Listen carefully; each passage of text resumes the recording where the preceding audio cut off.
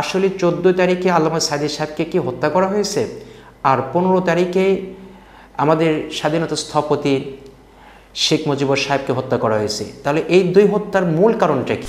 আসসালামু আলাইকুম ওয়া রাহমাতুল্লাহি তাআলা ওয়া বারাকাতুহু। যে আজকে 14ই আগস্ট, আজকের এই দিনে রাত্রিকালীন সময়ে আমাদের প্রিয় রাহাবার, বাংলাদেশে ওয়াজ মাহফিলের উপকার, তাফসীর কারকের উপকার, যিনি হচ্ছেন হাজারো ভক্তদের মাথার তাজ, কোরআনের পাখি আল্লামা সাইদি সাহেব, শেখ মুজিবুর সাহেব, শেখ মুজিবুর রহমানকে 15ই আগস্টে কিছু দুষ্কৃতকারীরা তাকে হত্যা করেন, তাকে এই দুনিয়া থেকে বিদায় করে দেয়। অনেকেই এটা লিখতেছে যে আসলে 14 তারিখে আল্লামা সাইদি সাহেবকে কি হত্যা করা হয়েছে, আর 15 তারিখে আমাদের স্বাধীনতা স্থপতি শেখ মুজিবুর সাহেবকে হত্যা করা হয়েছে। তাহলে এই দুই হত্যার মূল কারণটা কি?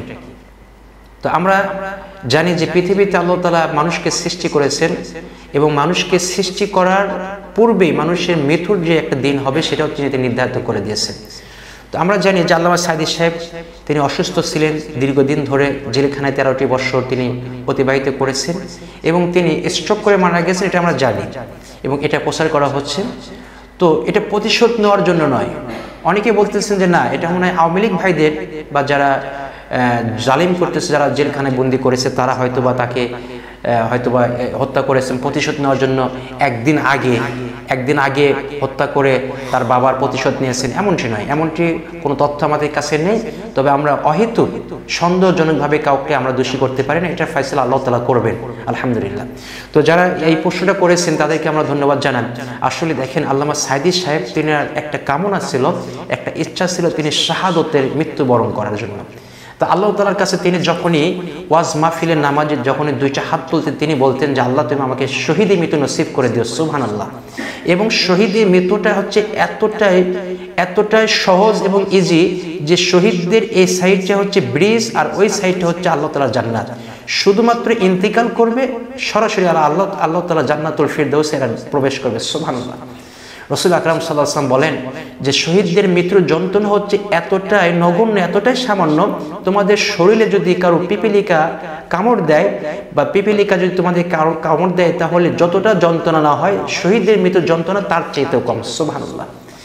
এই শহীদদের মর্যাদা আল্লাহ সুবহানাহু ওয়া তাআলা আল্লাহর কোরআনে পাকিকে নসিব করে দিয়েছেন, এটা আমরা বিশ্বাস করি, এটা আমরা মেনে নিই। কারণ তিনি 50টি বেশি বছর ধরে সারা বিশ্বেতে তিনি 100 অধিক দেশে তিনি কোরআনের দাওয়াত দিয়েছেন, যাকে আল্লামা খেতাব উপাধি দেওয়া হয়েছে, যিনি তাফসীর কারকেরা বক্তাগণ কিভাবে ওয়াজ মাহফিল শুরু করবে, কিভাবে উপস্থাপনা করবে সেটা তিনি দেখে দিয়ে গেছেন। তো এটা আমরা হত্যা বলবো না, তবে আমরা এটার ফয়সালা আল্লাহ পর্যন্ত ছেড়ে দিলাম। আর 15ই আগস্টের যে ঘটনা ঘটে গেছে আমাদের বাংলাদেশে, সেটা হচ্ছে শেখ মুজিবুর সাহেবকে সপরিবারে মারার প্ল্যান করেছিল। তবে সেদিন অনেকেই মারা গিয়েছে, শেখ হাসিনা এবং তার বোন শেখ রেহেনা, এই দুজন ছাড়া সকলকে তারা শেষ করে দিয়েছেন। এটার শাস্তি অবশ্যই হওয়া দরকার, কারণ একজন মানুষকে হত্যা করার মতো যদি সে কাজ না করে থাকে তাহলে কিসাস গ্রহণ করা যায় না। আর যারা এরকম জঘন্য কাজ করছে তাদের অবশ্যই শাস্তি হওয়া দরকার, এটা আমরা আশা করছি। তবে আমাদের কাছে যারা মেসেজ করেছেন তাদেরকে আমরা স্বাগত জানাচ্ছি। আসলে বিষয়টি এমন নয় যে শেখ মুজিবুর সাহেবকে 15 আগস্টে হত্যা করা হয়েছিল দেখে 14ই আগস্টে আল্লামা সাইদি সাহেবকে হত্যা করা হয়েছে, বিষয়টি এমন নয়। আমরা বিষয়টি এভাবে উপস্থাপন করব না যে শেখ হাসিনা তার প্রতিশোধ নিয়েছে বা আওয়ামী লীগ তার বাবার প্রতিশোধ গ্রহণ করার জন্য 14ই আগস্টে আল্লামা সাইদি সাহেবকে যে কোনো ওয়েতে, যে কোনো সিস্টেমে তাকে হত্যা করেছে, এমনটি বিষয়টি নয়। আমরা এই বিষয়টি আল্লাহ তাআলার উপরে ছেড়ে দিয়েছি, আল্লাহ তাআলা এর উত্তম ফয়সালা করবেন, উত্তম বিচার করবেন। অতএব আপনারা সবাই স্পষ্ট হয়ে যান, আপনারা জেনে রাখুন যে আল্লামা সাইদি সাহেব তিনি এক অনন্য মানুষ, তার সাথে আমাদের বাংলাদেশে অন্য কোনো মানুষকে তুলনাই করা যাবে না। সেটা হোক শেখ মুজিবুর সাহেব, হোক সেটা জিয়া বা হোক অন্যান্য রাষ্ট্রপতি, আল্লামা সাইদি সাহেব হচ্ছে সকল মুমিনের অন্তরে একটা ভালোবাসার মানুষ, সকল মুমিনের একটা স্পন্দন। কিন্তু অন্যান্য মানুষগুলো তার এই ভালোবাসাটা অর্জন করতে পারে নাই। তিনি যে কারণে ভালোবাসা অর্জন করেছিলেন সেটা হচ্ছে কোরআনের কারণে, রাসূল সাল্লাল্লাহু আলাইহি ওয়াসাল্লামকে মহব্বত করার কারণে। তো আল্লাহ তাআলার কাছে আমরা দোয়া করছি, এবং 14 আজকের যে তারিখে আল্লামা সাঈদী সাহেবকে যারা শহীদ করেছেন, আল্লাহ তাআলা আল্লামা সাঈদী সাহেবের এই শাহাদতটাকে কবুল করেননি। আর আমরা এটা স্পষ্ট হয়ে যাচ্ছি যে আল্লামা সাঈদী সাহেব 14 আগস্টে যে শহীদ হয়েছে, এটা 15 আগস্টের সাথে সম্পর্ক আছে কিনা এই বিষয়টি আমাদের কাছে কোনো তথ্য নেই।